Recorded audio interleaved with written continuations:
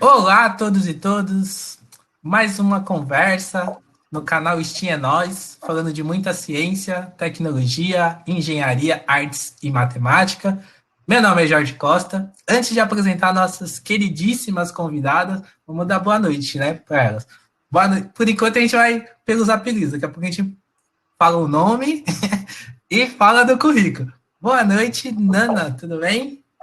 Boa noite, tudo bem? Boa noite, Paty, tudo bem? Boa noite a todos. Todos. Isso aí. Vamos apresentar as nossas convidadas. Então, vamos começar com a Patrícia Maíssa. Isso mesmo, Patrícia Maíssa? É isso. Isso aí. Quem é a Patrícia Maíssa? Patrícia Maíssa é doutoranda do programa de Planejamento e Gestão do Território na Universidade Federal do ABC. Ela é formada no Bacharelado de Ciência e Tecnologia e Engenheira Ambiental. Ela trabalha com estudos rurais, relação rural-urbano e alimentação saudável. Tem um monte de coisa para a gente conhecer hoje aí com a Patrícia. A nossa convidada, né, é a Rosana Laura, que é difícil chamar ela de Rosana, né? Mas a gente vai tentar chamar ela de Rosana. Ela é mestranda em Planejamento e Gestão do Território. Ela é bacharel em Ciência e Tecnologia e engenheira ambiental e urbanista, ambos pela Universidade Federal do ABC. Ela é pesquisadora dedicada à segurança hídrica e adaptação às mudanças climáticas. Vários temas aí para a gente aprender hoje. Aí, ó. Então, como sempre, né, que a gente faz esse bate-papo, a gente faz aquela apresentação acadêmica super importante, super bonita, né? Mas aí o que a gente quer saber? A gente quer saber das pessoas, né? Quem são as pessoas? Conta pra gente, Rosana Nana, quem é você? Fora você acadêmica. Conta pra gente. Não, que essa pergunta é bem filosófica e difícil de responder, né? Eu acho que, inclusive, eu decidi pensar sobre isso aqui mesmo, que eu acho que é uma forma de tentar descobrir essa resposta com vocês. Eu sou de Cidade Ademar, eu acho que isso diz muito sobre mim. Eu sou da periferia de São Paulo, filha de mineira, filha de marceneiro, e eu acho que isso molda um pouco do que eu gosto, assim, eu gosto bastante de viajar. Eu fui descobrindo um pouco, misturando a engenharia com as sobras de madeira do meu pai, então vou criando algumas coisas, vou criando móveis, vou me divertindo um pouco com um dom que veio do meu avô. Acho que eu gosto de viajar, eu também fiz escoteira durante 10 anos, então gosto de acampar, gosto de fazer trilha, cachoeira, tudo que tiver para conhecer, assim, são coisas que me motivam. E eu acho que eu sempre fui uma pessoa muito curiosa. Eu acho que, de repente, seja um pouco do que faz com que eu tenha me encaminhado para o lado da ciência e que me motiva a continuar pesquisando e sempre tentando usar a criatividade como norte. Boa, daqui a pouco a gente vai buscar umas dicas aí de viagem aí, né? Tem que ser uma... E quem é a Patrícia Maíssa pra gente? Fora Patrícia doutora aí, ó, doutora. Quem é você? Conta pra gente. Isso é tão difícil, eu concordo com a Nana, é muito difícil falar sobre si mesmo, né? E eu acho que faz uns 2 anos, assim, que eu estava numa roda de conversa, era num hostel, era numa viagem mesmo, e aí todo mundo foi se apresentar e uma das meninas falou, por que todo mundo, quando se apresenta, fala a profissão? Né? Por que a gente tem esse costume de sempre falar o que a gente é, né? E aí isso me fez pensar muito, mas até hoje eu não consigo me definir o que eu sou além da minha profissão, além do que eu faço, né? Mas eu sou de São Paulo também, eu nasci na freguesia do Ó. Eu nunca morei nas zonas centrais, assim, da cidade, né? Eu morei na freguesia do Ó 14 anos, Santana de Parnaíba alguns anos, aí depois na ABC, como todo mundo, né? Tipo, 7 anos, e agora eu estou em Santana de Parnaíba, né? Uma cidade no entorno de São Paulo, e meus pais, eu vou copiar o roteiro da Ana. Meu pai veio do Mato Grosso, ali no auge da industrialização do ABC, principalmente. Meu pai morou no ABC, foi muito engraçado estudar no ABC depois de alguns anos, né? Ele veio muito jovem para trabalhar nas indústrias automobilísticas. E minha mãe, ela é paulistana, com aquela outra raiz que muita gente de São Paulo se orgulha muito, com a raiz italiana, não sei o quê e tal. E é muito engraçado, assim, eu acho que com duas pessoas muito diferentes, assim, minha mãe é aquela pessoa que é bem paulistana, mas bem acelerada, meu pai, como veio do mato, é aquela pessoa tranquila, paz, e eu acho que eu tenho um pouquinho dos dois em momentos que eu aplico, talvez, em momentos distintos da minha vida, assim. Eu costumo ser uma pessoa calma, mas quando eu tô numa...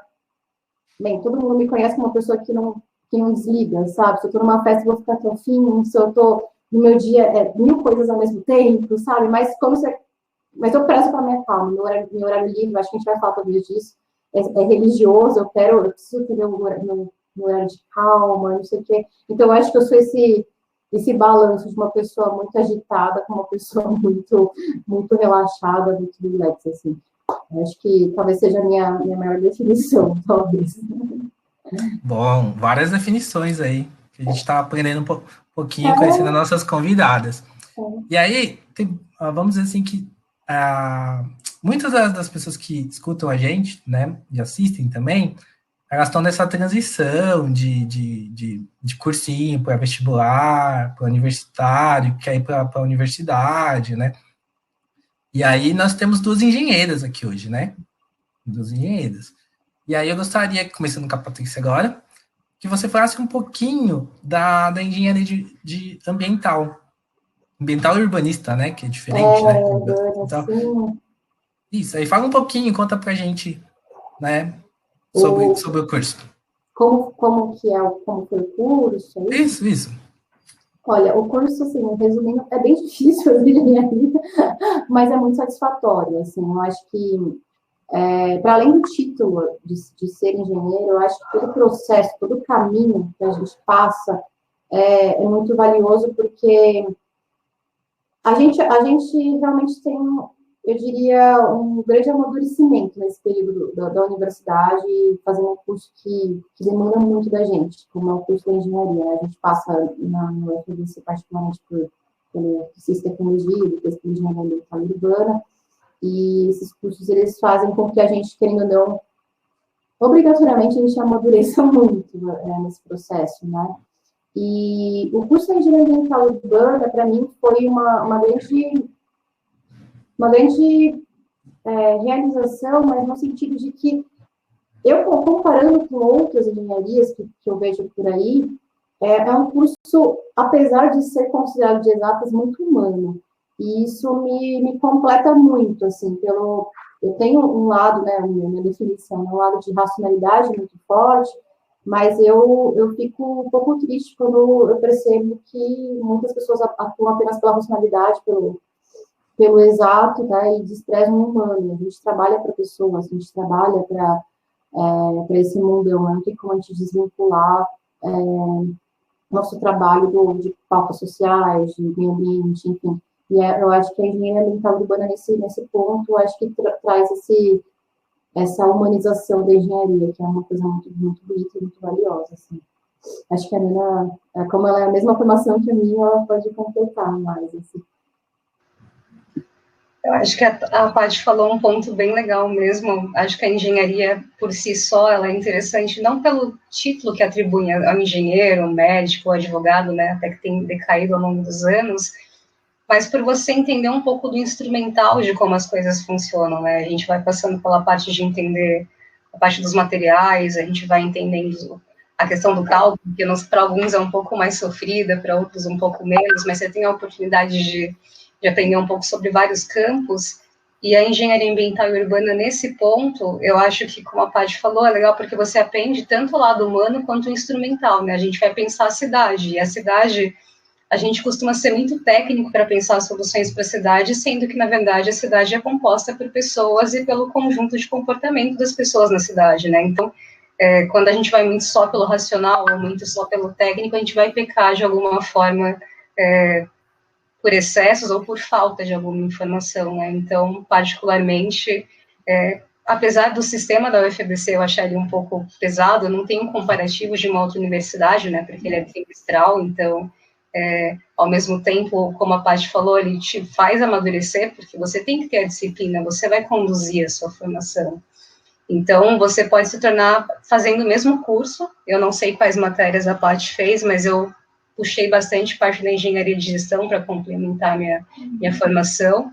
Então, você pode aprender um pouco sobre esse lado técnico, lado humano, e ainda complementar com outras disciplinas de outros cursos, assim, esse é um diferencial da UFABC no geral, assim, acho que seria isso. Entendi. Nana, fala um pouquinho pra gente da sua área de trabalho. Explica pra gente com que você está trabalhando. Certo. O meu tema de interesse, acho que vem também até voltando um pouco na infância, água, assim, eu sempre fui muito encantada por água. Quis fazer oceanografia, mas não passei na segunda fase da FUVEST, e daí depois passei na FABC e acabei me interessando por esse tema de pesquisar água.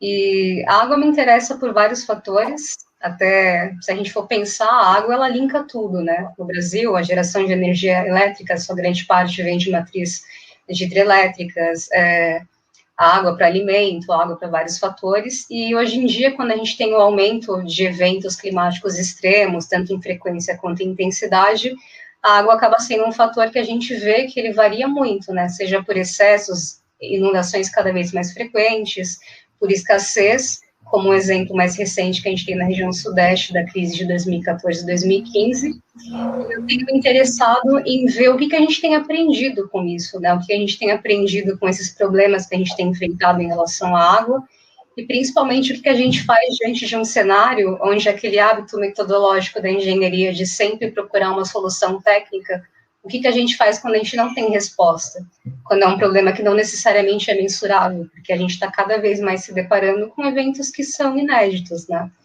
Então, o meu foco tem sido em 2 projetos, um em abrangência da macrometrópole paulista, que é essa região um pouco mais expandida do que a região metropolitana de São Paulo, e o outro estou comparando com alguns países vizinhos aqui, Argentina e Uruguai, o que a gente tem aprendido com as crises. E o que a gente pode fazer, então, para se adaptar a esse cenário, a esse contexto, onde a incerteza é um fator que faz a gente, de alguma forma, se recolher na nossa humildade e dizer, a gente não tem resposta para tudo, né? O que a gente faz para se planejar diante de um problema que a gente, de repente, não é nem capaz de mensurar o que está por vir. Então, por isso que eu pesquiso segurança hídrica e a nossa capacidade, então, de aprender e se adaptar ao que a gente não sabe. Bom, daqui a pouco a gente volta, né? Eu acho que tem bastante coisa para a gente aprender, né, nessa área e perguntar se realmente a gente tem uma crise hídrica aí, né? Mas não responde ainda não. Paty, conta pra gente com o que você trabalha.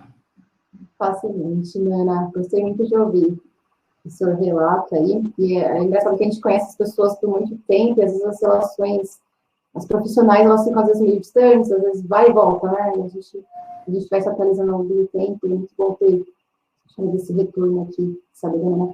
Bem, o que eu faço, né? Eu tô agora no doutorado, né, em planejamento e gestão territorial, assim como a minha, e a minha área de estudo, ela está concentrada nos estudos rurais, né? Como que foi, assim, em 2012, eu fui para um intercâmbio patrocinado pelo governo federal, né, o Ciências e Fronteiras, e eu fui para Portugal. E chegando em Portugal, eu achei muito estranho, assim, porque todas as minhas matérias eram, por exemplo, planejamento territorial. Agora a gente tem o nosso curso, né, da pós-graduação, mas era tudo planejamento territorial, sei lá, qualquer coisa, sociologia territorial. Aí eu falo, gente, que estranho, na UFABC eu vejo tudo urbano, planejamento urbano regional, o que territorial, qual que é a diferença, né? E aí eu comecei a cursar as disciplinas lá em Portugal e comecei a ver que eles englobavam muito mais do que eu estava acostumada a enxergar. Obviamente, São Paulo tem um contexto metropolitano urbano muito denso, né? Então tem sentido a gente estudar o urbano com mais enfoque, sei lá, mas comecei a estudar coisas que eu não estava acostumada, né? Que era justamente o território de uma forma mais ampla, então abrangendo tanto as cidades como o seu campo, né? E voltei com esse questionamento, assim, eu lembro que eu li um texto, isso é muito engraçado como a vida dá umas voltas, assim, tipo, chama a disciplina da assistência social, gente, uma engenheira, uma disciplina no intercâmbio de assistência social, porque tinha uma discussão sobre sociologia no território, e aí um dos textos era justamente sobre essa relação rural-urbana. E aí eu falei, caramba, que legal essa discussão. E aí, quando eu voltei para o Brasil, o meu trabalho de graduação foi isso, meu mestrado foi sobre isso, meu doutorado está sendo sobre isso agora, que é justamente isso, como as cidades e o meio rural, eles têm se relacionado ao longo do tempo e como se relacionam hoje, né? E, ultimamente, eu tenho trazido esse debate também, já mais com foco na alimentação, e como isso também, a alimentação saudável, ela conecta os dois meios aí. É isso. Boa. Então, eu vou soltar uma bomba para a Nana, aí você pode complementar, depois eu vou soltar uma bomba para você também, e aí vocês veem como é que vocês se saem aí. Meu Deus. Então, Nana, responde para a gente vive uma crise hídrica? Depende. Eu acho que, assim, depende primeiro da região que a gente está analisando. Vamos falar, por exemplo, da região metropolitana de São Paulo. Na minha visão, se a gente não tivesse resolvendo os nossos problemas, captando água de outras regiões, a gente viveria. Porque a água a gente tem que pensar de duas formas, quantidade e qualidade. A gente tem suficiência em quantidade, e em qualidade eu acho que não precisa nem falar, né? Como é a qualidade dos rios da cidade. Então, se a gente tivesse que ter autonomia para se manter, não dependendo de de importar água de outros territórios, a gente viveria uma crise hídrica com certeza. Paty, essa relação que você está estudando, urbano e rural, como que a gente pode discutir essa questão da água também? Não, Uma pergunta complexa aí, ó, filosófica. Eu acho que não pode me ajudar. Eu acho que é isso, assim, no fim das contas, quando a gente começa a olhar de uma forma mais macro para as coisas, a gente vê que os sistemas não estão isolados, né? São todos interdependentes. Isso, e no meu caso, né, quando a gente fala sobre rural, o rural, ele é, sim, um grande fornecedor de água, né? As cidades dependem do rural para existir.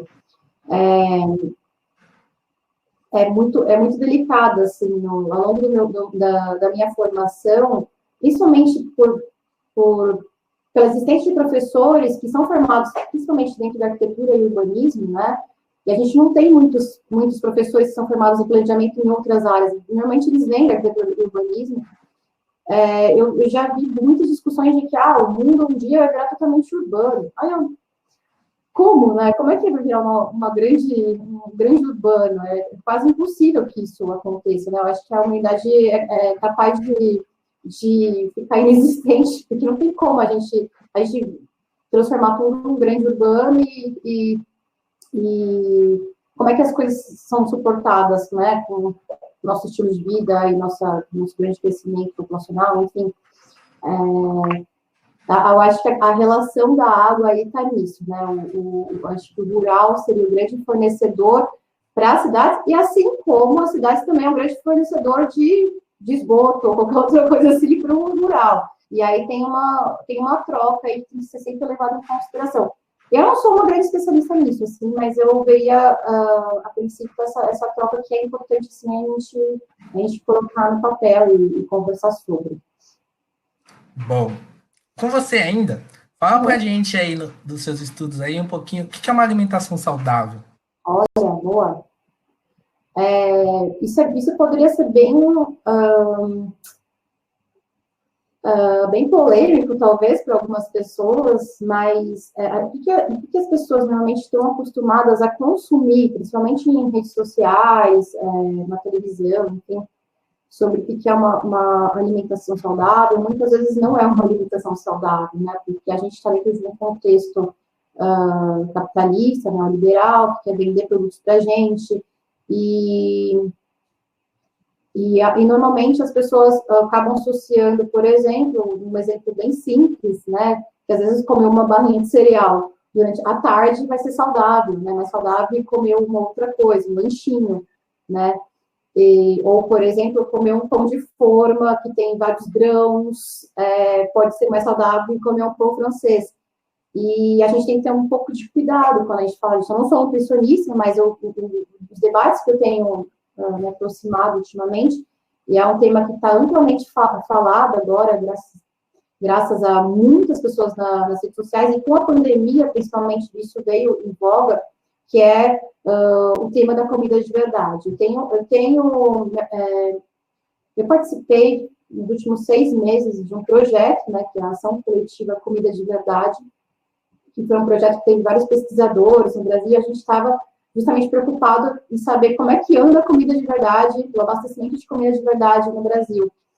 E o que é comida de verdade? Né? Comida de verdade é basicamente produtos que vêm, em sua grande maioria, da terra. Né? Então, quanto mais natural o alimento, mais ele poderia, entre aspas, ser considerado como uma comida de verdade. E aí tem os poréns, né?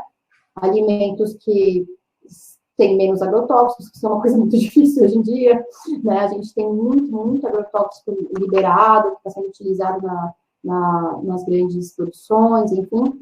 Então, uma comida de verdade, a princípio, seria, né, que compõe a alimentação saudável, um alimento que vem da terra, mas que também não seja tão agressivo para a nossa saúde quando ele é produzido. Entendi.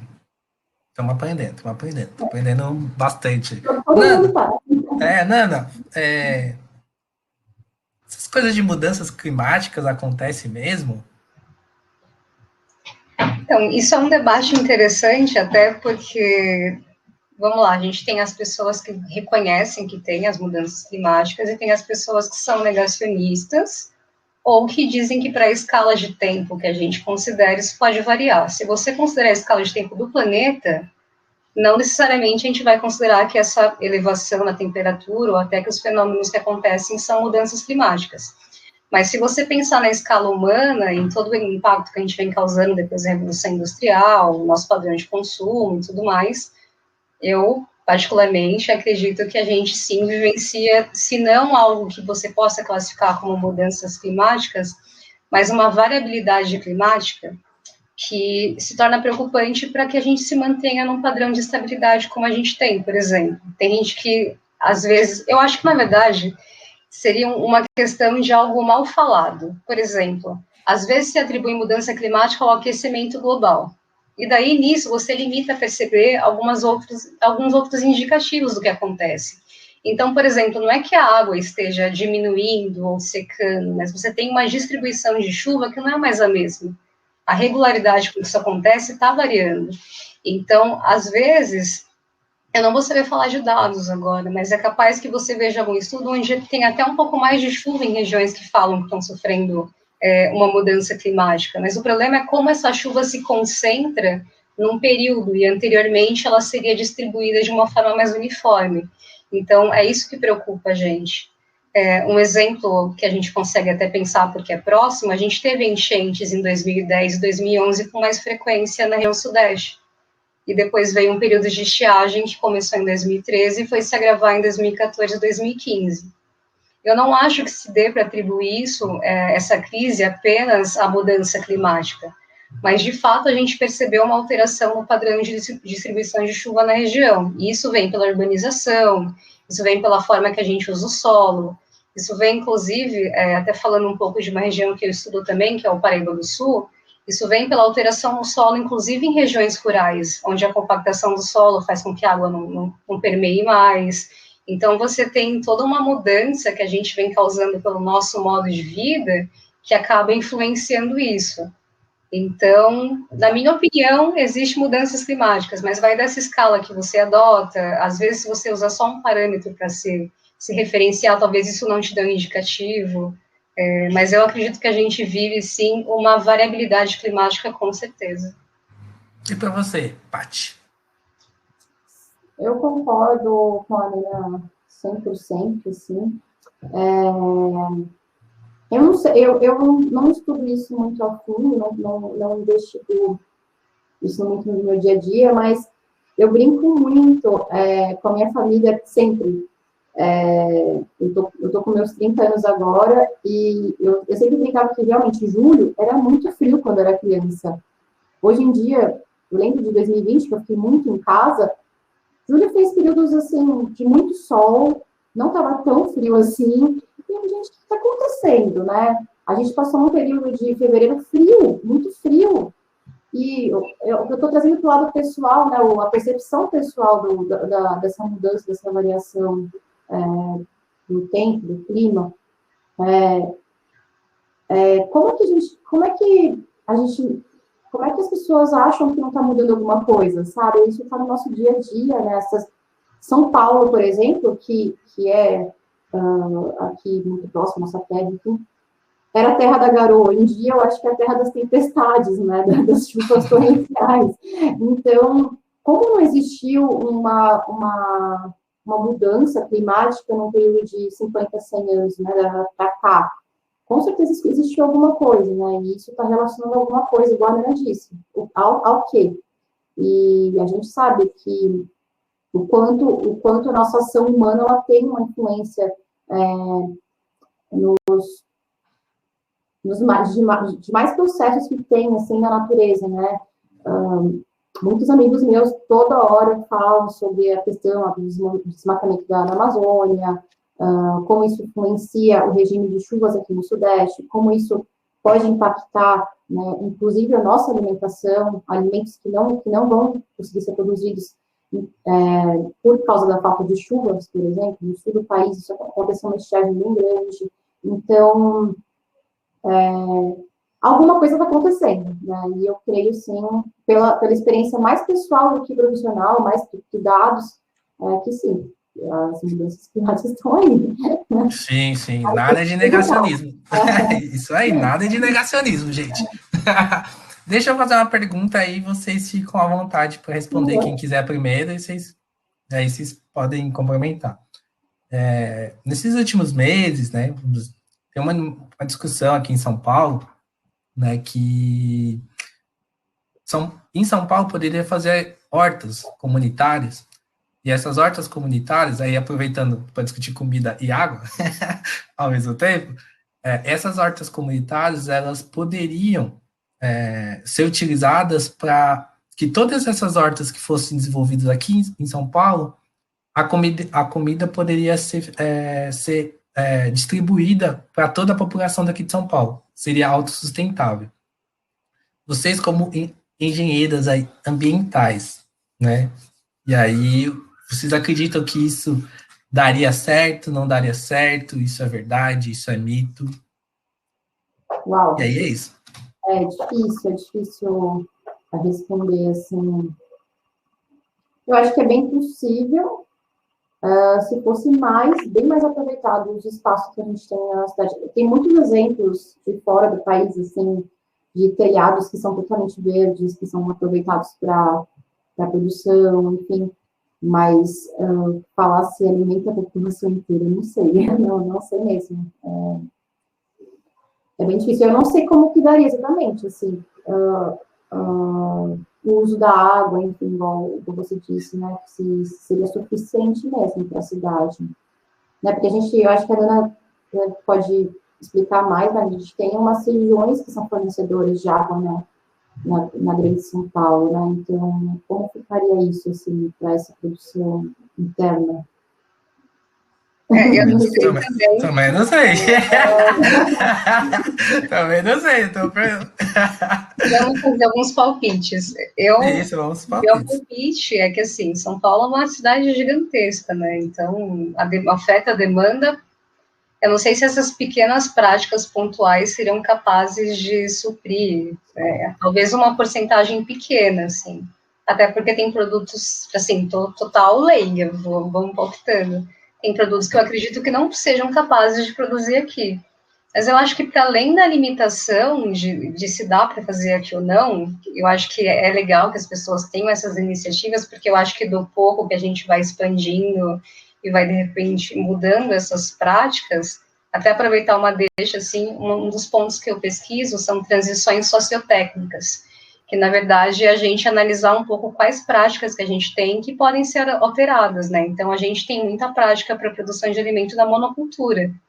Talvez a parte dessa seja um pouco mais apropriada para falar de outras práticas que podem ser difundidas na cidade, como permacultura, outras formas de produção, telhado verde, aproveitar melhor áreas comuns, né? Tem até plantio de alimento em terrenos onde tem pontilhão de antena, de celular ou distribuição de energia. Eu acho que são práticas válidas. Seria um pouco radical dizer que elas seriam capazes de suprir a demanda da cidade, particularmente acredito que não, mas que com certeza deveriam ser estimulados, porque tem muito terreno que está sendo subutilizado na cidade, e acredito que a monocultura, ela é uma prática que é lamentável, porque ela vai estragando o solo, ao passo que depois você não consegue produzir mais quase nada, né, vai empobrecendo. Eu acho que a própria questão do alimento saudável vem de um solo vivo, e a monocultura, somada às práticas que tem, tanto de compactação, ou de estragar o solo com herbicida e outros produtos, eu acho que ela sempre tende a tornar as áreas inférteis. Então, ainda achando que isso não vai suprir, eu espero que essas práticas se tornem cada vez mais comuns na cidade. Levando para o lado da Nana, eu acho que também, quanto mais a gente incentivar, eu não sou muito especialista em hortas urbanas, né, na produção alimentar dentro das cidades, mas isso também tem uma conexão justamente com o retorno do natural dentro da cidade, né? E aí, alimentando, então, por exemplo, sistemas de drenagem, então essas enchentes, por exemplo, poderiam ficar um pouco menores, né? Porque teriam mais solos naturais aparecendo aí, então, absorvendo água.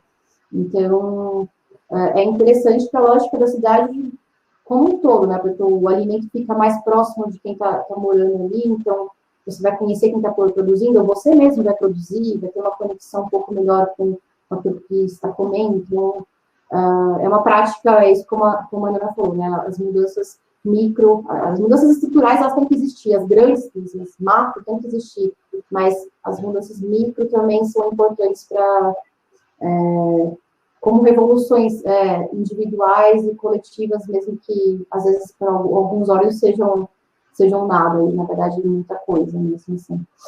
Se a gente tiver a somatória das pequenas revoluções, isso pode ser bem grandioso, né? Com certeza. Sim. Agora eu vou jogar mais uma bomba para vocês aí. Vamos começar com a Nana agora, que ela tá ali quietinha. Nana, se você fosse convidada para fazer parte, ser uma consultora assim, na área do governo, vamos dizer que seria outro governo, não esse que a gente tem agora. Né? Esse que está agora, a gente não vai conseguir fazer nada, né? Infelizmente. Ou a gente não seria convidado, né? No caso. A gente não ia ser convidado, literalmente. Mas, se a gente tivesse outro governo, né? E vamos fazer mudanças, né? O que você acha, né? Como você é especialista na área, né? O que a gente poderia fazer para a gente reduzir essa questão da nossa crise hídrica de maneira geral, assim, quais são as ideias? Né? Não é que vai dar certo, quais são as ideias, assim, que você pode palpitar aí para fazer mudanças? Certo. Eu acho que o princípio básico é uma coisa meio que a gente aprende na quarta série, eu acho que é o ciclo da água, e que a gente rompe isso, né? Se a gente parar para pensar, se a água tivesse o seu ciclo natural de cair no solo, permear, voltar a encher os lençóis freáticos, se a gente não tivesse só essa mentalidade de canaliza, põe todo o esgoto concentrado num lugar, se a gente naturalizasse a vida, né? Falando de uma forma um pouco mais filosófica, mas eu acho que é isso, acho que as coisas poderiam ficar melhores, né? Inclusive até teria uma redução nesse impacto do microclima, porque eu acho que, na verdade, quando a gente, migrando até um pouco para esse assunto, para as mudanças climáticas, eu acho que essa variabilidade que tem se ampliado mais é o somatório dessa alteração nos microclimas, né? Então, se tem cidades com ambientes muito quentes, onde a água não volta mais para o solo, a gente pegando água de outras regiões, a gente está sistematicamente degradando uma área muito grande, ao passo que eu acho que áreas rurais, onde essas práticas são mais naturais, você tem água simplesmente caindo no solo, penetrando, filtrando, voltando a correr para o leito do rio. Então, eu acho que se a gente voltasse a naturalizar as coisas, ia melhorar. Inclusive, adiantando um pouco do resultado do nosso projeto, que a gente tem observado, essa necessidade mesmo dos territórios, e o rural ele é essencial nisso, como produtores de água. Porque, por exemplo, na crise de 2014 2015, a gente viu vários reservatórios gigantescos, né, que a gente faz represa, tem o Cantareira seco, porque não adianta você ter soluções apenas baseadas na engenharia, e a gente vai lá em infraestrutura cinza, faz reservatório, constrói represa, se não tiver água para armazenar. Então, eu acho que se eu pudesse fazer uma orientação, seria isso. E uma outra coisa que eu acabei fazendo o meu TCC baseado nisso é outras formas de aproveitamento, que eu acho que as soluções são integradas. Por exemplo, você usar estações de tratamento de esgoto para gerar energia.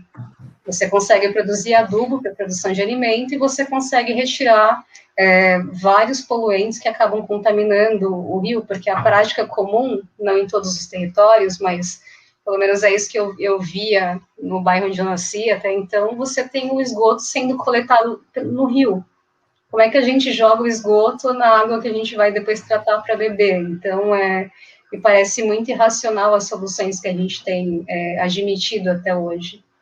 Então, eu acho que é isso, eu trataria a água com o potencial que ela tem, assim, de gerar energia, de ser tratada de uma forma que ela não tenha que sofrer tantos tratamentos químicos depois, e daí depois tem umas conspirações até do que tem na água que a gente bebe, né, mas aí as coisas vão ficar no light. Depois a gente discute, depois você fala pra gente o que é. E você, Paty, se você fosse convidada aí, a gente precisa melhorar o nosso urbano, né? O que tem o que existe de produtivo no rural que a gente pode aproveitar e trazer para o nosso urbano? Não estaria conectado com o governo, assim, tá? Se eu fosse trabalhar no governo. Tá. Sim, também. Você seria a pessoa que ia revolucionar isso. Então, quando a gente fala em rural, eu sou bem crítica, assim, acho que minha pesquisa inteira caiu sobre isso, né, de que normalmente a gente faz uma conexão no meio rural como um lugar de produção.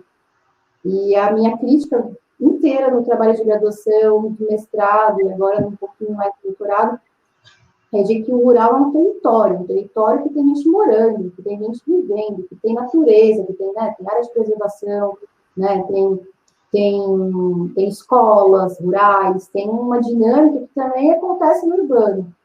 Então, eu trago aqui essa reflexão de que o rural, a gente sempre faz essa conexão como algo que traz, né, alguma coisa para a gente, mas, na verdade, é um lugar que também tem pessoas e tem uma vida acontecendo. As cidades brasileiras, a gente tem um crescimento tem um crescimento histórico na borda, na litorânea do país, e agora a gente tem um crescimento muito grande das cidades de porte médio no país inteiro.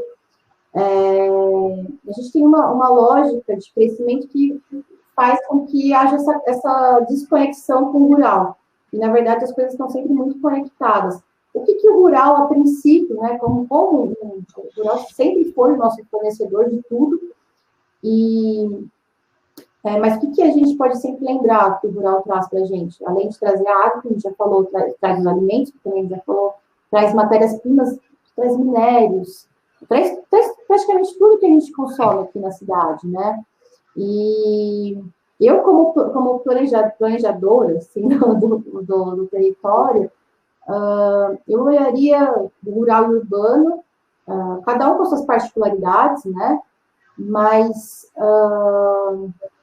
primeiro, reconhecendo essa questão que eu trouxe, né, de existir pessoas que moram nessas localidades e a gente não pode desprezar. Uma das das pesquisas que eu me apoio, assim, tem uma grande crítica, porque o IBGE, no censo de 2010, colocou que o Brasil é 86% urbano. E a gente olha, a gente pensa no território brasileiro, mas como assim 86% urbano? Isso é muita coisa. Mas é porque o IBGE usa o entendimento de que onde as pessoas vivem, né? As pessoas vivem nas cidades. E aí conecta, então, se 86% da população vive na cidade, então o território inteiro tem que se considerar como urbano. E aí a minha crítica vem exatamente, não, você tá maluco, não é assim que a gente tem que pensar o território. Porque as pessoas, elas compõem, né, o território. O território, ele existe, a gente pode colocar diversas óticas, né, olhar como, exatamente, como um lugar de produção, ou como um lugar de conservação, ou como um lugar de moradia. E eu olharia, eu como uma planejadora, faria primeiro essa separação das coisas, entendimento, uma leitura, não, a gente fala no planejamento, não muito tecnocrata, mas que reconhecesse algumas realidades que normalmente estão tão invisíveis, sei lá, que estão sendo deixadas de canto, e aí, jogando a sardinha lá para o meu lado, eu incentivaria, então, que existisse menos o mundo monocultor, né, como a Nana disse, que é totalmente degradante, é totalmente é ofensivo para a natureza em si, porque, por exemplo, eu até falei isso ontem para os meus pais aqui, quando a gente vai comprar banana, normalmente a gente tem 3 tipos de banana no mercado. Quando a gente vai comprar, sei lá, maçã, tem 2 tipos de maçã no mercado. E, na verdade, na natureza existem diversos tipos de banana, diversos tipos de maçã, diversos tipos de milho. Milho é uma coisa que tem muitas tipologias de milho. E normalmente a gente tem acesso a uma, a 2, porque é o que produz em larga escala para a gente, né? Então, romper um pouco essa lógica né, uma forma industrial de se produzir alimentos, né? E incentivar justamente o lado agroecológico, agroflorestal, enfim, incentivar que essas práticas aconteçam, inclusive próximo da cidade, que é onde isso mais acontece, né? Então, as regiões rurais próximas das cidades é onde que tem essa produção agroecológica muito forte, assim. E seria o alimento, você perguntou o que é uma alimentação saudável, seria onde vem o alimento mais puro para a gente comer. Talvez seria a minha atuação, assim, uma leitura um pouquinho mais carinhosa com o território e também incentivar as práticas que trazem a comida de verdade para a gente, para nossas casas, assim. Boa, isso aí. E aí, escutando vocês, né, falarem assim, né, e aí a primeira coisa que assusta no bom sentido, tá? Assusta no bom sentido. São discursos que a gente não vê de engenheiros, normalmente, porque engenheiro é mais, vamos assim, mais quadradão, né? E aí, tenho 2 perguntas, né? E aí, vocês escolhem quem quer começar e depois vocês complementam. Vocês 2 fizeram um caminho da engenharia para o planejamento territorial, certo? Por quê? A pergunta de R$1 milhão. Essa é a primeira pergunta. Por que vocês saíram da engenharia, né, que é uma coisa um pouco mais técnica, para ir para planejamento territorial? A segunda dentro do contexto que vocês são mulheres, e aí vocês são líderes já na onde vocês estão, e a engenharia, a gente sabe que ainda é extremamente machista, racista, entre outras várias coisas, como que está essa questão de vocês aí, que vocês já são líderes onde vocês estão, né? Como que está essa relação, a questão realmente de mulheres, se existem mais mulheres dentro da onde vocês estão trabalhando, se não existe, se ainda está naquele negócio, tem bastante mulheres, mas os cargos de chefia ainda não estão. Então, queremos ouvir vocês um pouquinho sobre esses 2 questionamentos. Certo. Acho que para ímpar? Eu posso falar, então. Eu fui para o planejamento porque eu imagino que, primeiro, a engenharia ambiental e urbana, ela foge dessa caixinha das engenharias, né? Você não é um engenheiro florestal e ambiental e nem um engenheiro civil. Então, você já tem esse olhar um pouco mais humanizado para o território. E daí, dentro do campo do planejamento, você consegue pensar um pouco como que você consegue fazer a proposição dessas soluções que, de fato, vão encaixar os dois lados, tanto o lado técnico quanto o lado humano. E, ao mesmo tanto que você vê pessoas de diferentes áreas atuando no planejamento, né? Tem cientista social, tem muito arquiteto, tem engenheiro ambiental urbano, tem engenheiro civil, talvez tenha geógrafo, biólogo, advogado. Talvez eu esteja pecando em lembrar de profissões de algum outro nível. Mas, enfim, eu tive a oportunidade de conhecer várias pessoas. Eu não acho que seja mais fácil ou mais difícil. Na verdade, eu acho que é um desafio. Porque, como a Paty falou, assim, você lá engenheiro, que a gente acaba sendo um pouco meio técnico, e o lado humano eu acho que talvez seja até envolvido um pouco que a gente se identifica como pessoa, assim, né? E você chegar lá e começar a ler sobre sociologia e um monte de assuntos que eu nunca tinha visto, para mim foi um boom, assim. Então, tem sido um aprendizado, acho que faz parte daquela questão de você ser curioso e tentar identificar como é que eu concilio o técnico com o humano e com o ambiental e como é que eu consigo combinar isso. Acho que foi um caminho que me permitiu um pouco mais associar essas questões, assim. Por isso que me atraiu. Paty? Eu tô admirando essa mulher maravilhosa italiana. Falando, ela fala muito bem, isso é muito de ver, assim.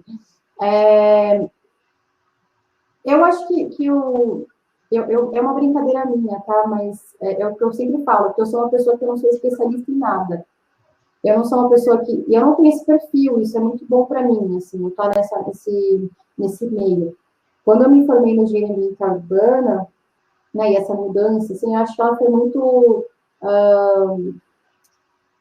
proveitosa para mim, assim, porque o planejador, normalmente, ele tem que ter esse olhar de um pouco de tudo, assim, né, captar aqui uma coisa aqui, outra aqui, fazer essa conexão. Talvez eu não seja a melhor pessoa para explicar os processos do rural de uma forma bem específica, mas a conexão que ele tem com outras temáticas, isso eu vou poder fazer, de alguma forma. E esse é o meu perfil, né? Talvez o lado pessoal conectado com o lado profissional. Eu sou uma pessoa que me interessa por diversos assuntos, então, dentro da minha profissão, acho que isso foi bem valioso para mim, assim, conectar com o lado do planejamento. E tem a questão das mulheres, né, que ele falou. Aí não sei se o senhor responde ou não responde. Pode responder. Olha, eu julgo, assim, dentro do planejamento territorial em si, inclusive na engenharia ambiental urbana, tinha uma grande expressão das mulheres, assim, na sala de aula, enfim, que era diferente de muitas outras salas de aula que eu observava ou que eu estava. Quando eu pegava uma matéria, por exemplo, de engenharia de materiais, ou eu estava numa sala bem técnica, assim, né, de robótica, eu via que eu era uma das poucas meninas que estava lá. Então, dentro da engenharia ambiental, eu acho que é mais comum a presença das mulheres e no planejamento também. Mas, sim, eu acho que a grande problemática, realmente, é ainda em relação aos cargos de liderança. É muito comum, eu não vou falar projetos, mas projetos que são de âmbito nacional, a gente tem mulheres que são muito fortes atuando, e normalmente os cargos de chefia ficam na voz de homens, né, para homens exercerem. Ou a palavra dos homens são mais valiosas ou mais escutadas. Então, eu acho que dentro desse campo a gente está presente, mas ainda tem essa barreira para a gente quebrar. Sim. da liderança, de quem é mais escutado, enfim. Quer comentar, Nana? Eu concordo plenamente. É exatamente isso. Acho que as mulheres. Tem bastante mulher mesmo. Eu tive aula com muita professora mulher na engenharia ambiental, tenho no planejamento. Vejo realmente elas terem esses cargos, mas quando você vai num congresso, num simpósio, as mesas geralmente são compostas por homens, em sua grande maioria, quando não são 100% homens. Questão de projeto também. Mas acho que, além disso, também tem uma questão hierárquica da academia, e como eu sou mestranda ainda, tem questões que, de fato, a gente está sempre numa posição um pouco de aprendizado também, né? Mas eu acho que é mais essa estrutura meio que machista, é uma coisa muito além do curso, assim, eu acho que é uma questão cultural mesmo que foge do curso mesmo, vai para tudo. Que precisamos derrubar, né? A gente evoluiu aos pouquinhos, já evoluiu bastante, é passo a passo. É isso, só o fato da gente estar aqui conversando, né, mulheres conversando sobre ciência, sobre essas temáticas, já é aquela mini revolução que a gente quer, né? Que um dia vai virar uma mega revolução. Sim. Bom, vamos aí agora pro tiratema, rapidinho agora. Vamos começar com a Paty. Paty, vamos lá. Concentra, hein, ó. Ai, meu Deus. Vamos lá. Que pergunta eu deveria ter feito para a Nana e eu não fiz?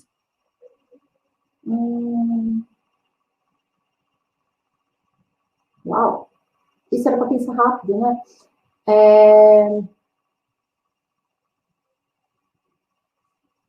Ai, meu Deus. Ai, meu Deus! Vamos perguntar, então, se ela tem alguma dificuldade de pesquisar o que ela pesquisa hoje, assim, se é uma... se tem alguma coisa que impede, alguma barreira. Você gostaria de chegar em algum ponto, mas tem alguma coisa que te barra e fala, não dá para saber isso, por exemplo. Ou alguns condicionantes que te impedem de chegar onde você gostaria de chegar.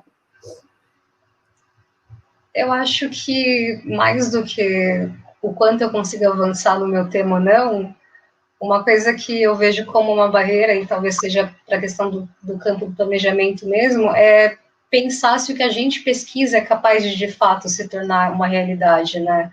Ser incorporado pelos atores, ser escutado. E é um objetivo, né? O que nos motiva é tentar identificar essas questões que deveriam ser mudadas, como já perguntou, se você pudesse mudar alguma coisa, o que você faria? Porque eu acho que você pensar no planejamento é você tentar entender o que os caras deveriam fazer e não estão fazendo. Caras, nesse momento eu falo as pessoas que têm poder, né? Que estão lá em cima, os políticos, os governantes. Então, acho que a grande barreira, pelo menos dentro do meu campo de pesquisa agora, que é ver o que a gente está aprendendo com a crise, talvez seja enxergar o que de fato é efetivo e possa ajudar a gente a não cair nessa de novo, porque voltou a chover, que bom, né? Mas e se parar de chover de novo, o que a gente vai fazer? E identificando algumas respostas para isso, de repente, tentar trabalhar para que isso seja incorporado em algum plano, em algum projeto. Então, acho que a minha grande barreira, de repente, seja... Não minha grande barreira, mas acho que a minha grande motivação é acreditar que isso pode, de fato, causar uma mudança, ainda que seja micro, e a gente vai escalando isso. Igual a ideia da horta no telhado. Boa. E você, Nana? O que eu deveria ter perguntado para a Paty e não perguntei? Eu acho que essa pergunta eu não sei responder, mas eu tenho uma curiosidade aí, se eu puder colocar aqui. Pode. Eu gostaria de saber o que a gente pode aprender com o rural que você acha que deveria ser importado para a cidade, porque eu acho que a gente sempre coloca o urbano como parâmetro de desenvolvimento, como se o rural devesse alcançar isso. E, particularmente, eu acho que deveria ser o contrário. Assim, eu tenho dificuldade em pensar em grandes centros urbanos se mantendo como cidades resilientes para um futuro, assim, pensando em tudo que a gente não controla, em pandemias e tal. Então, estourando a pergunta, assim, o que a gente podia aprender com o rural? Claro, é uma boa pergunta. Uma das uma das linhas, assim, que eu sigo dentro da universidade, é que existiria, de alguma maneira, não digo que seria uma coisa muito expressiva, mas é importante reconhecer um renascimento do rural. Né? As pessoas estão olhando para a vida, para a ruralidade, né, que a gente fala, com uns outros olhos. Antes, a gente tinha, quando a gente fala, a pessoa que mora no interior, normalmente, é que as pessoas tinham na cabeça, e isso ainda é reproduzido em filmes, novelas, em festas juninas, né? Vem na cabeça das pessoas a imagem de uma pessoa que é pobrezinha, que é desdentada, que não tem estudo, né? E o que a gente pode dizer hoje é que não necessariamente é assim. As pessoas que estão vivendo no rural, elas estão vivendo muito bem, estão conectadas estão com luz, estão com casa boa, estão com internet, e estão com acessibilidade, transporte para chegar nos lugares, enfim, e tem uma qualidade de vida. Eu acho que isso que é uma coisa que a gente pode exportar para as cidades, talvez. Eu sou uma citadina, né? Eu ainda estou olhando com uma pessoa que foi formada por uma escola que olha o rural a partir do urbano. Sou uma pessoa que nasceu na cidade, mas o que eu tenho aprendido é justamente isso, né? Que o estilo de vida, principalmente o estilo de vida, é uma coisa que a gente vai ter que, de alguma maneira, não tem como, né? A gente vai ter que exportar do rural para os grandes centros. Em relação a tudo, assim, desde essa conexão com o alimento, acho que essa conexão com o tempo também, né? A gente tem uma vida muito acelerada nas grandes cidades, a noção do tempo, ela também acaba ficando um pouco distinta, de vezes, quando a gente muda de ambiente, e essa conexão com o natural. A paisagem natural, normalmente, ela traz um conforto mental muito maior, a conexão com o alimento, então essa história, né, tipo, a gente tem 1 hora para almoçar, normalmente, nos nossos trabalhos, né, a gente não tem tempo de preparar nosso alimento, né, de lavar os alimentos, de cozinhar, de sentar, conversar com a nossa família, com nossos amigos, as pessoas que a gente vive, e depois lavar a louça e voltar a trabalhar. Isso é uma coisa que quase impossível na nossa rotina. Então, tem algumas coisas que são presentes no meio rural, que são muito valorizadas por quem vive no rural, a calmaria, a natureza, uma noção diferente do tempo, uma noção uma relação mais cuidadosa entre as pessoas, né, uma relação de proximidade entre as pessoas, uma relação de proximidade com tudo que está no seu entorno,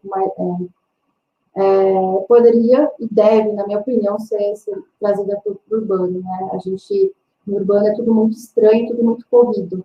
O outro que está passando pela gente é uma pessoa estranha, tudo a gente tem que fazer com pressa. Imagina, nunca vai existir, ou quase nunca vai existir, não posso falar nunca, né? Mas um fast food no meio do rural. Mas no urbano isso faz muita lógica, tem muito sentido existir, porque a gente pensa nessa correria. Então, talvez seja o que eu falo, assim, o estilo de vida eu acho que é o que a gente mais tem que talvez exportar do rural. Mais do que planejamento, mais do que a gente está falando aqui de uma forma mais acadêmica, eu acho que pessoal mesmo, a gente pensar o que a gente está fazendo nas cidades é uma coisa que faz mal para a gente mesmo, sabe? É isso. Bom, a conversa até é boa, que eu esqueci de falar para quem está acompanhando a gente, que pode mandar as perguntas pelo chat. A conversa tá tão boa que a gente foi indo e esqueci desse detalhe. Que a gente também está indo para os finalmente, né? Nana, começar com você agora. E aí pode ser geral, tá? Se você pudesse indicar 2 livros, quais seriam e por quê? Daí não precisa ser só da área ambiental, pode ser o que você quiser indicar pra gente de leitura. Tá mutado, acho que o seu. Seu áudio está desligado, né? Você me pegou agora, porque uma coisa que eu sempre gostei muito de fazer é ler. Só que a academia, ela foi me cortando isso de um jeito, porque a gente lê tanto artigo, lê tanta coisa, que eu me peguei sendo aquela pessoa que eu levei anos para perder o hábito de comprar livros que eu não ia ler mais, porque ler se tornou algo cansativo para fazer. Então, eu não vou saber te indicar livros agora, mas talvez tenha documentários, se eu Pode puder ser. Documentários, filmes, o que você indicar, quiser indicar pra eu gente. gosto. Tem um documentário chamado, eu não vou saber, Tomorrow, eu não sei falar o outro nome dele, eu sei que ele é francês, e ele fala um pouco sobre práticas que são feitas em algumas cidades que deveriam ser replicadas, assim, são, então, soluções de forma de energia, de alimento, assim, eu achei um documentário muito interessante para a gente pensar um pouco sobre formas de vida, sobre soluções, muitas delas aplicadas em países onde se tem um pouco mais de acesso para recurso, onde exportam esses problemas para países mais pobres, né, e são outras questões que não cabem aqui, mas que eu acho que tem soluções bem legais que a gente podia usar para pensar o território como um todo, né, e esse contexto que a gente vive. E tem um documentário que eu não vou lembrar agora o nome, é alguma coisa sobre o solo, que está no Netflix, que fala dessa questão da relação do solo, da importância do solo vivo, de como a gente tem maltratado o solo. Eu acho que são documentários interessantes para pensar um pouco nessa questão que a gente falou, como é que a gente produz o alimento, qual a influência que isso tem, e até aproveitar um pouco para complementar uma coisa que a Paty falou, um pouco fugindo do tema, mas do preço que tem essa nossa necessidade de consumir sempre os mesmos alimentos, né? Que preço que a gente paga, inclusive nutricionalmente, para ter sempre um tomatinho vermelho na nossa salada durante o ano inteiro, ou alface, né? Eu acho que são coisas que dá para se pensar, e eu acho que esse documentário do solo em si, ele ajuda a pensar. Depois eu passo o nome e vou dar uma procurada aqui enquanto a Paty responde e já passo para vocês. A gente vai deixar na descrição do vídeo lá no YouTube e também lá na descrição do podcast, que a gente vai colocar depois. E você, Paty, o que você quer indicar pra gente? Documentário, filme, série, livro, e-book? Ó, eu sou da mesma opinião da Nina. Eu lia muito quando era até o vestibular, eu lia muito, muito, muito. E quando eu entrei na faculdade, isso é muito triste, na verdade, assim, eu acho que é uma crítica, é uma autocrítica, assim. A gente estuda tanto, né, a gente faz tantas coisas olhando, lendo, assim, que quando a gente quer fugir, a gente quer exatamente isso, quer ver um filme, quer viajar, quer fazer uma coisa que não é ser sentada e estudando, assim, mas... E eu tenho esse problema, eu tenho esse grande problema que eu não consigo ler romance. Eu gostaria muito de ler romance. Eu sempre pego um livro difícil para ler, aí eu fico lendo, aí parece que eu estou estudando de novo, aí eu fico, gente, por que eu estou fazendo isso, sabe? Sempre estudo, sempre estudando. Mas eu vou indicar o último livro que eu li, que é bem facinho, uma leitura bem fácil, do Cortella. Eu adoro o Mário Sérgio Cortella, que é o livro Por que Fazemos o que Fazemos, que faz a gente refletir bastante sobre a nossa atuação mesmo no mundo, sabe? Por que a gente está aqui, por que a gente faz as coisas que a gente faz? Isso, principalmente para quem está agora nesse momento prestando vestibular, enfim, consegue realmente pensar o que a pessoa quer fazer na vida e o que ela tem que buscar, né? Não no sentido, porque a gente tem essa cobrança do mundo, né? De sermos sempre os melhores, você tem que buscar ser engenheiro, advogado, médico, enfim. Mas por que a gente faz essas coisas, sabe? E tudo gira em torno de uma palavra básica, que é o propósito. Então, a partir do momento que a gente reflete sobre nossos propósitos de vida, as coisas ficam primeiro, mais fáceis de entender, nossos caminhos, e também ficam mais simples. A gente não se julga tanto, a gente acaba se compreendendo mais, sabe? Acho que essa seria a minha indicação, assim. Eu queria pensar um filme, um documentário também, que eu acho que Não sei indicar agora, mas a gente pode deixar nos comentários algumas indicações depois, assim. Da minha área, eu acompanho muito lives, tá rolando muita coisa boa agora no período de pandemia, justamente com essa discussão, né, do acesso ao alimento saudável, porque a gente está dentro de casa, a gente não pode ficar circulando, os alimentos tiveram, de alguma forma, algumas barreiras para serem distribuídos, produzidos, enfim. Eu gosto muito, isso é bem político, tá? Mas tem o canal do MST, ele tem um canal de comida de verdade que é muito legal de acompanhar.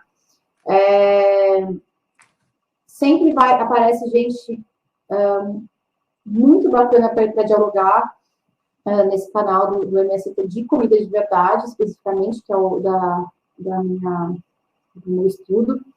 E lá dá para a gente aprender bastante sobre o que é isso, como que é a luta, por onde passa, né? Porque a gente tem que mudar para todo mundo ter cada vez mais acesso à comida de verdade, enfim. Então, acessar o canal do MST sobre comida de verdade é muito interessante, é muito legal. E a gente, como a gente, muitas vezes falando, não é gente especialista falando, normalmente é gente gente que trabalha produzindo, gente que está na luta sobre os alimentos, gente que pode ser um gestor também, mas é muito acessível, é muito fácil de ouvir, de entender, assim, é bem bacana. Boa. A gente finalmente vai fazer mais uma pergunta em cima do que vocês falaram. Qual que é a importância da política na área ambiental e de planejamento territorial para vocês? Opinião de vocês. Uau! Qual que é a importância da política? Olha, é muita, na verdade, assim, a gente não tem como separar, sabe, as coisas. Quando a gente estuda o território, a gente sabe que tem pessoas que estão vivendo ali, tem um estado presente, então tem todo o esqueleto político montado sobre aquelas pessoas que estão morando ali. Então, principalmente para planejamento, quando a gente fala em planejamento, a gente tem na cabeça de que é alguém pensando sobre alguma coisa que está ocorrendo e a gente tem que, então, fazer alguma coisa para que, a partir de agora, né, de agora até o futuro, tenha uma mudança significativa sobre algum tema. Então, quem faz isso pela gente, normalmente, é as pessoas que estão ali acima da gente na política. E a gente, quando a gente está estudando essas coisas, normalmente a gente tem debates que são políticos, a gente não tem como fugir. A importância da política é bem grande, assim, do planejamento. Todos os processos que ocorrem, eles têm, sim, interferência política. E não tem como ser separado. Não tem como. Complementar, né? É exatamente isso. Tanto que eu brinquei, né? A gente estuda o que as pessoas deveriam fazer, os que têm poder, né? Mas eu acho que talvez nesse ponto entre a frustração da política como ser uma representatividade do interesse social mesmo, né? Mas talvez isso abra um pouco margem para a gente pensar um pouco nos instrumentos de participação social, porque a gente, às vezes, como sociedade, peca ao não usar nosso direito de participar nas decisões, né? Plano diretor, orçamento participativo, e ainda que sejam poucos instrumentos que permitem que a gente atue dentro do planejamento, ainda abrem espaço para isso. Então, quem puder participar na sua prefeitura regional, quem puder acompanhar um pouco das decisões e tomar um pouco, de alguma forma, se organizar um pouco mais socialmente, eu acho que a gente tende a avançar, apesar da política ainda ser uma grande barreira para que essas coisas avancem, assim. Por isso que é importante a participação, né, de todos nós, cada vez mais, né, entender um pouco mais de política, conversar mais, debater mais sobre o tema. Agora vamos, finalmente, começar com você, Nana, considerações finais, a palavra é sua. Então, eu primeiro queria agradecer a oportunidade. A gente se conhece da faculdade, mas é gostoso poder um pouco compartilhar, até conhecer um pouco mais da área da Paty. E acho que uma contribuição que eu gostaria de deixar aqui é convidar quem é de São Paulo para conhecer um site chamado GeoSampa, que é um mapa da cidade, onde você pode conhecer onde você mora. Eu te convido a usar as ferramentas do lado, ir clicando, ver o que tem ou não tem na região onde você mora, e que, de repente, isso sirva de algum tipo de motivação para essa participação social. Por exemplo, eu sou de Cidade Ademar, como eu mencionei, aqui não tem biblioteca, não tem nada, não tem quase instrumento de lazer, de cultura. Então, de repente, se as pessoas se interessassem um pouco mais em saber o que tem ou não tem onde você mora, a gente possa entender um pouco melhor a cidade e participar desse planejamento que a gente fala um pouco na área teórica, mas que como um desejo, assim, de planejador, de poder ver um pouco mais disso na prática, assim. Vamos atrás de saber o que é o plano diretor, vamos participar das decisões de orçamento da sua região, e eu acho que essa é a minha contribuição. Boa. Paty, palavras finais, suas.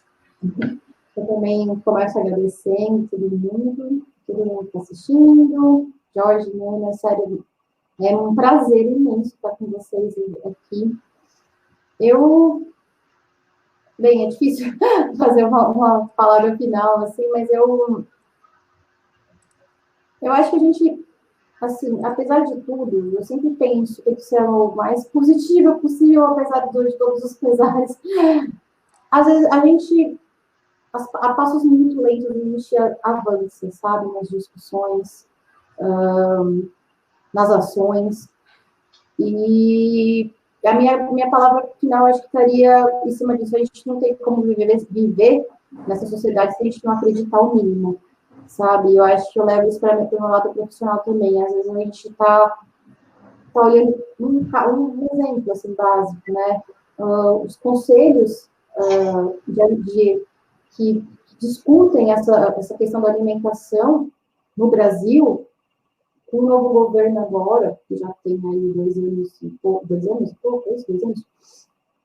foi extinto logo no primeiro dia.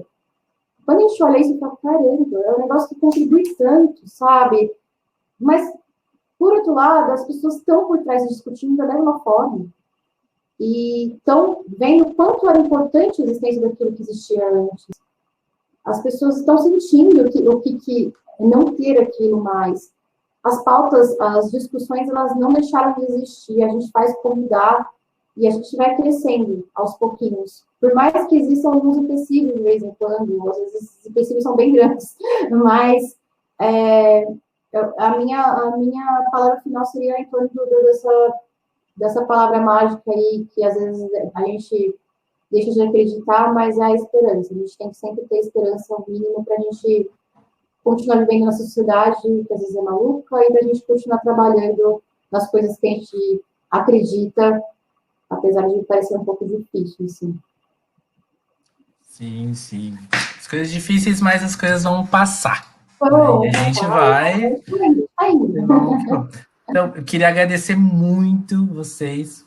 Sabem que foi um convite de coração, assim. Gosto muito de vocês.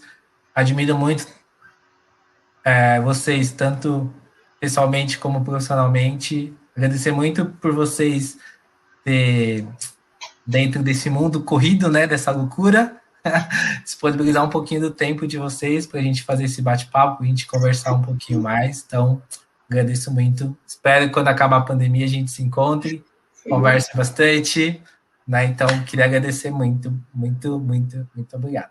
Tá bom, Paty e Naná? Muito obrigada.